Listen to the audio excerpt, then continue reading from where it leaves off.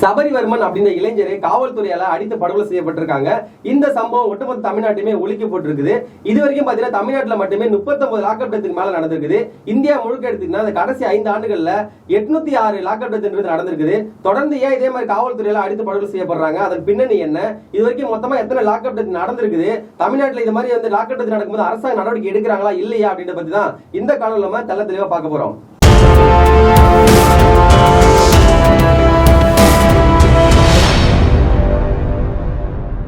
கன்னியாகுமரி மாவட்டம் நாகர்கோவில் வட்டம் ஈத்தங்காடு பகுதியை சேர்ந்த சபரிவர்மன் அப்படின்னு நபரு வயது ஒரு 35 வயது இருக்குங்க. இவரு இந்த ஈத்தங்காடு பகுதியில ஒரு பெட்டி கடை வச்சு நடத்திட்டு இருக்காரு. அவர் வீட்டிலேயே கடை வச்சு நடத்திட்டதுனால பெரிதா வேலைக்கு போறது இல்ல. அந்த வீட்டை தான் அவர் முழுமையா பார்த்துட்டு வந்திருக்காரு. அப்படி இருக்கக்கூடிய ஒரு சூழ்நிலையில அவர் மேல ஒரு புகார்ன்றது எழப்பட்டிருக்குது. என்ன புகார் அப்படின்னு பாத்தீங்கன்னா, அந்த பெட்டி கடையில இல்லீகலா அவர் புகையிலையும் குட்காவை வச்சு பயன்படுத்தி வித்துட்டு இருக்காரு. இதன் மூலமா அந்த பகுதியில நிறைய வந்து சீரழிவுலாம் ஏற்படுது அப்படின்ற மாதிரி ஒரு புகார் ஒன்று அவர் மேல வைக்கப்படுறாங்க. அதன் காரணமா காவல்துறை வந்து அவர் மேல விசாரணை மேற்கொள்றதுக்காக அந்த பெட்டி கடைக்கு போறாங்க, ரைடு நடத்துறாங்க. அந்த சோதனையில தான் தெரிய வந்திருக்குது, உண்மையிலேயே ஒரு குட்காயிலையும் அதே மாதிரி அந்த புகையிலையும் வந்து பயன்படுத்துறாங்க, அங்க விற்பனை பண்றாங்க அப்படின்ற மாதிரி தெரிய வந்திருக்குது. அதன் காரணமா இந்த ஜூலை மாதம் 9ஆம் தேதின்றது இவர் வந்து காவல்துறை கைது பண்றாங்க. கைது பண்றவங்க யாருன்னு பாத்தீங்கன்னா, தென் தாமரைக்குளம் காவல் நிலையத்தில் இருக்கக்கூடிய காவல் அதிகாரியை தான் போய் சோதனை மேற்கொண்டு கைது பண்றாங்க. கைது பண்ணி இவர் அழைச்சிட்டு போறாங்க. அழைச்சிட்டு போய் கிட்டத்தட்ட 13ஆம் தேதி இவருக்கு லாக்அப்ல வந்து 15 நாள் நீதிமன்ற காவல் வச்சு விசாரணை பண்ணலாம் அப்படின்ற மாதிரி நீதிமன்றமும் சொல்லிடுறாங்க. விசாரணை மேற்கொள்றதுக்காக இவங்க காவல் நிலையத்துல வந்து வச்சிருக்காங்க. அப்படி வைக்கும் போதுதான் அடிச்சு அவரை அன்னைக்கு நைட்டே துன்புறுத்திருக்காங்க. அடிச்ச அந்த அடியில பாத்தீங்கன்னா அவர் அன்னைக்கு நைட்டேங்கிறது இறந்துடுறாங்க. ரொம்ப கடுமையா தாக்கியிருக்காங்க.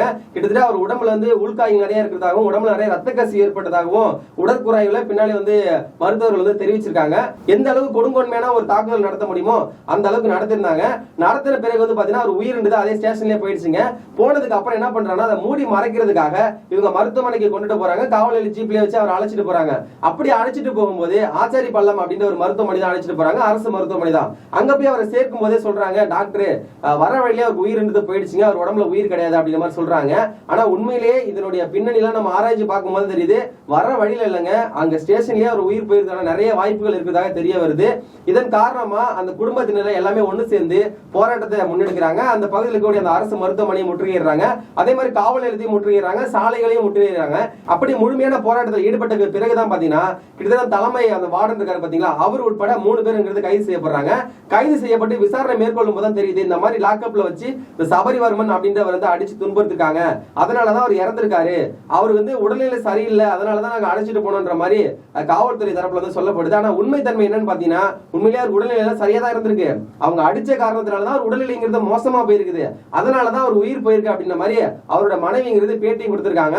பேட்டி கொடுத்தது மட்டும் இல்லாம அவங்க குடும்பத்தினர் இது வரைக்குமே அவர் இறந்து 2 நாள் ஆகியிருக்கு, ஆனா அவருடைய உடலுங்கிறத நாங்க வாங்க மாட்டோம், இதுக்கு பின்னாடி இருந்து யாரெல்லாம் அவர் அடிச்சாங்களோ துன்புறுத்தினாலும் அவர் இறப்புக்கு யாரெல்லாம் காரணமோ அவங்க ஒட்டுமொத்த பேரை நீங்க கைது செஞ்சா மட்டும்தான் நாங்க இங்கிறது எங்களோட உடலுங்கிறது நாங்க வாங்கிப்போம் அப்படின்ற மாதிரி சொல்லியிருக்காங்க.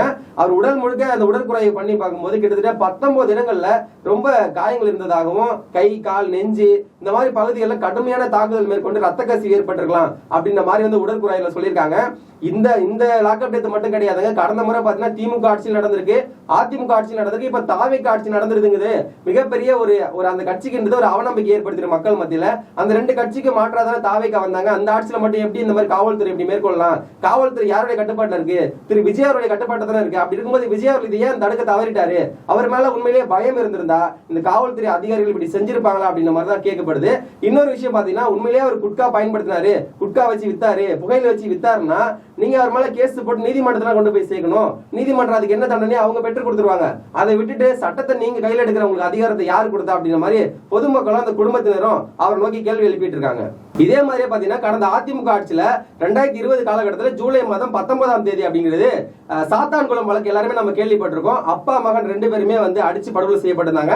இதே மாதிரி லாக்அப் டெத் தான். கொரோனா காலகட்டத்தில் கடையை ஒரு 1/2 மணி நேரம் தாமதமா அவங்க வந்து திறந்து வச்சிருந்ததாகவும், இதற்காக காவல்துறை அதிகாரி வந்து கடையை மூட சொன்னதாகவும், அவங்க ஏதோ ஒரு வார்த்தைகள் பயன்படுத்தினாகவும் விசாரணைன்ற பேர்ல அப்பாவை கூட்டு போய் முதல்ல அடிச்சிருக்காங்க. அதன் பிறகு மகன் வந்து அவரு வந்து என்ன ஏன் எங்க அப்பாவை அடிக்கிறீங்கன்ற மாதிரி அவர் கேட்டிருக்காரு. 2 பேருமே வச்சு காவல் நிலையத்தை வச்சு அடிச்சு 20ஆம் தேதி 21ஆம் தேதி தேதி 2 நாள் வச்சு அடிச்சிருக்காங்க. 21ஆம் தேதி நைட்டுங்கிறது அவங்களுடைய மகன் பெனிக்ஸ் என்றவர் இறந்து போயிடுறாரு. மறுநாள் அதிகாலையில அப்பா வந்து ஜெயராஜும் இறந்து போயிடுறாருங்க. இந்த 2 பேர் இறப்புக்கு முழுமையா காவல்துறை அதிகாரி தான் காரணம் அப்படின்ற மாதிரி அவங்க மேல சார்ஜ் ஷீட் எல்லாம் பயன்படுத்தி அவங்க மேல கேஸ் ஃபைல் பண்ணிருந்தாங்க. கிட்டத்தட்ட 9 காவல்துறை அதிகாரி வந்து கைது செய்யப்பட்டிருந்தாங்க. அந்த 9 பேருக்குமே இப்பதான் ரீசெண்டா கொஞ்ச நாளுக்கு முன்னாடி இரட்டை ஆயுள் தண்டனைங்கிறது நீதிமன்றம் வந்து கொடுத்திருந்தாங்க. இதே மாதிரி சம்பவம் வந்து பாத்தீங்கன்னா கடந்த திமுக ஆட்சியில் கூட நடந்திருக்குது. அஜித்குமார் மரணம் நம்ம எல்லாருமே கேள்விப்பட்டிருப்போம். மடப்புறம் அஜித்குமார்ங்கிறவரு ஒரு பத்திரகாளி அம்மன் கோவில்ல அவர் காவலாளியா வேலை பார்த்துட்டு இருக்காரு. அப்படி வேலை பார்க்கறவர்கிட்ட நிகிதா அப்படின்றவங்க வந்து அவங்க முடியாத அம்மா வளைச்சிட்டு அந்த கார்ல வந்திருக்காங்க. கார் சாவியை கொடுத்து என்னோட காரை நீங்க பார்க் பண்ணுங்க அப்படின்ற மாதிரி அஜித்குமார் கொடுத்திருக்காங்க. அந்த காரை வந்து அவர் பார்க் பண்ணிட்டு வந்துட்டாரு. அதுக்கு எக்ஸ்ட்ரா ஒரு 500 ரூபாய் காசு கட்டுற காரணத்தால நான் யார் தெரியுமா, என்னோட பவர் என்னன்னு உனக்கு தெரியுமா, என்கிட்ட நீ காசு கேட்கறியா அப்படின்ற மாதிரி அவரை தகாத வார்த்தைகளை திட்டி அவர் மேல ஒரு போலியான ஒரு கம்ப்ளைண்ட் கொடுத்திருக்காங்க. என்னோட கார்ல நான் 9.5 பவுன் நகை வச்சிருந்தேன், இந்த நகையை அஜித்குமார் திருடிட்டாரு அப்படின்ற மாதிரி அவர் மேல வந்து கேஸ் கொடுத்தாங்க. இதன் காரணமா அவருக்கு வந்து தலைமைச் செயலகத்தில் கூட தெரிஞ்சவங்க ஒரு ஆள் இருக்காங்க. அவர் காரணத்தினால டிஜிபி சொல்லி டிஜிபியோட தனிப்படை பிரிவினர் அவர் அழைச்சிட்டு போய் கிட்டத்தட்ட யாருக்குமே தெரியாத ஒரு ரகசிய இடத்துல பூட்டி வச்சு அவர் அடிச்ச அந்த வீடியோ சமூக வலைதளங்கள் வெளியானது நம்மளும் பார்த்திருந்தோம். அதை கேட்கும் போது நம்மளோட காதுல வந்து அவ்வளவு கிழிஞ்சிட்டு போற அளவுக்கு மனசாட்சி ஒவ்வொருவரும் உலுக்கி எடுக்கும். அந்த மாதிரி அந்த அடியெல்லாம் அவ்வளவு துன்புறுத்தி அவரை வந்து மேற்கொண்டிருந்தாங்க. அதன் காரணமா அவர் உயிரை இறந்து போயிட்டாரு. இதே மாதிரி தொடர்ந்து நடந்துகிட்டே தான் இருக்கு. அந்த குற்றவாளிகள் இது வரைக்குமே கைது செய்யப்படல. இன்னும் ஒரு சில பேரோட பின்னாடி ஈடுபட்டுக்கலாம். டிஜிபி மேல கூட விசாரணை மேற்கொண்டு தான் இருக்குது. நிறைய பேர் வந்து அவங்களோட விசாரணை முடிஞ்சு அவங்க இன்னும் வந்து நிரூபிக்கப்படல, அவங்களுக்கு தண்டனை முழுமையா வழங்கப்படல. நம்ம நீதிமன்றங்கள்லாம் என்ன ஒரு தவறு பண்றாங்கன்னா அவங்க வந்து குற்றத்தை விசாரிச்சு அதுக்கான தீர்ப்பு கொடுக்கறதுக்கு ரொம்ப நாட்கள் கடத்துறதாக குற்றங்கள் செய்யறவங்க எல்லாருக்குமே வந்து ஒரு பயம் விட்டு போயிடுது. இன்னைக்கு நம்ம தப்பு பண்ணிட்டு உள்ள போனா நாளைக்கு அந்த சட்டத்தில் இருக்கக்கூடிய ஓட்டைகள் எல்லாம் பயன்படுத்தி நம்ம வெளியில வந்துடலாம் அப்படின்ற அந்த ஒரு காரணத்தினாலதான் அதிகாரிகளே என்ன பண்றாங்கன்னா தவறான செயல்கள் ஈடுபடுறவங்கள பார்க்க முடியுது. இப்போ அந்த தவறு பண்ண அதிகாரி கூட நம்ம என்ன பண்ணிடலாம், ஏதாச்சும் ஒண்ணு நம்ம இறந்துட்டா நம்ம கணக்கு அமைச்சிட்டு போயிடலாம், நம்மள யார் என்ன பண்ண முடியும் அப்படின்ற ஒரு தைரியத்தினாலதான் இந்த மாதிரி செயல்கள் தொடர்ந்து ஈடுபட்டு வராங்க. இது பாத்தீங்கன்னா தமிழ்நாட்டில் இது வரைக்கும் நடந்த 39வது லாக்அப் டெத்துங்க. இதே மாதிரி நிறைய நடந்துட்டு தான் இருக்கு. அதிகமா இந்தியாவிலே பாத்தீங்கன்னா லாக்அப் டெத் நடந்த மாநிலம் பாத்தீங்கன்னா மகாராஷ்டிரா தான். 101 லாக்அப் டெத் நடந்திருக்கு. அதுக்கு அடுத்து பாத்தீங்கன்னா பீகார், அங்க 79 லாக்அப் டெத் நடந்திருக்கு. அதுக்கு அடுத்து கர்நாடகா, அங்க 25 லாக்அப் டெத் நடந்திருக்கு. அதுக்கு அடுத்து கேரளா, அவங்க 22, நம்ம 39 லாக்அப் டெத் நம்ம நடந்திருக்குது. இதே மாதிரி தொடர்ந்து இந்தியா முழுக்க நடந்துட்டு தான் இருக்குது. இந்த 5 ஆண்டுகளை மட்டும் பாத்தீங்கன்னா இந்தியாவில மட்டுமே 806 லாக்அப் டெத் நடந்திருக்குது. காவல்துறை அதிகாரிகளுக்கு நம்ம இதன் வாயிலாம என்ன சொல்ல வரோம்னா, ஒருத்தவங்க தவறு பண்ணிருக்காங்களா, தாராளமா நீங்க போய் கைது பண்ணுங்க, அவங்க மேல குற்றப்பத்திரிகை தாக்கல் பண்ணுங்க, எஃப்ஐஆர் ஃபைல் பண்ணுங்க. ஃபைல் பண்ணிட்டு அவங்க மேல என்ன புகாரோ நீங்க நேரடியாக கொண்டு போய் நீதிமன்றத்தில் ஒப்படைங்க.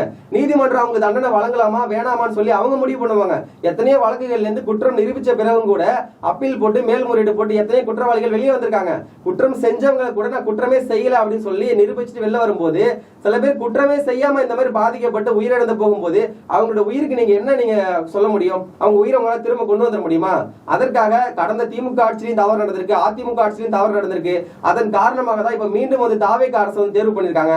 ஆனா இந்த அரசாங்கத்திலும் இந்த மாதிரி ஒரு அநியாயம் நடக்குதுன்ற மாதிரி மக்கள் ரொம்ப அதிர்ச்சி இருக்கிறதாக செய்திகள் வெளியாயிட்டு இருக்குது. இப்ப இந்த நாகர்கோயில் சபரிவர்மனுடைய இறப்புக்கு பின்னாடி கண்டிப்பா இந்த 3 காவலர்கள் மட்டும் கிடையாதுன்னா ஒரு ஸ்டேஷன்ல கிட்டத்தட்ட 10ல இருந்து 15 காவலர் வரைக்கும் இருக்க வாய்ப்பு இருக்குது.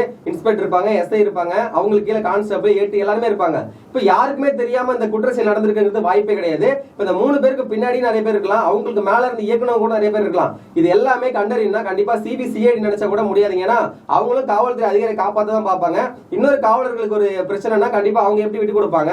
அதனால இந்த வழக்கு சிபிஐக்கு மாற்றப்படணும். சிபிஐக்கு மாற்றப்பட்டு இதுக்கு பின்னாடி யாரெல்லாம் இருந்தாங்களோ அவங்க முழுமையா கைது செய்யப்படணும். கைது செய்யப்பட்டு அவங்க உரிய தண்டனைகளை நீதிமன்றம் உறுதி செய்யணும்.